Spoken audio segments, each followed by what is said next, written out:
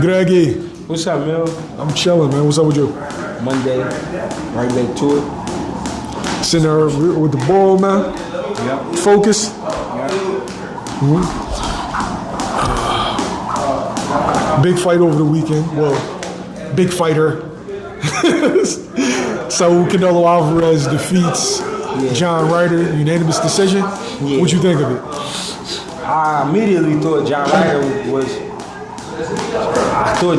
would get stopped like in the eighth, between 8 to 10. John Ryder proved me wrong. He was sturdy, especially after getting knocked down in the 5th round. You know what I mean? He showed some pretty good skills. I mean, and the reason I'm saying that is because he showed some good head movement at times where I thought he would get clipped or I thought he would get hurt. He got his head up out of there. I mean, he tried his best to fight from the angles. Canelo just a little too mean for John Ryder. John Ryder was trying his best, but I mean, Canelo was just a little too mean. And John Ryder, you could tell, wasn't used to being pressed out like that. He ain't never had anybody really just walking down and pressing like that. You could tell that was bothering him. But I mean, overall, good fight, pretty good fight. It wasn't like a shitty fight, but it was like a little boring at times. But then it was like, oh, this is interesting. One of them type jobs. You know what I mean? But I don't know, man. I think Canelo looked like Canelo, but he looked like Canelo. He kind of looked like how Canelo came when he came over here, when he first got over here, when just being more aggressive. He wasn't really boxing at all. He wasn't really in and out with his movement. Wasn't giving me no footwork. He was just walking down. He was just trying to press him and break him. But I think Canelo should chill because I do really think Benavidez will hurt him. I think Bivol will hurt him. I think Boo Boo will beat him. And I think Charlo will beat him right now if he looked like that. If he looked like that. Could that be a situation where it was just the ring rust? You know, he's coming off the surgery. Yeah, it could have been. He seemed to fade in the championship rounds. It could have been the ring rust. I mean, that's always going to be an excuse. Everything is always going to be an excuse.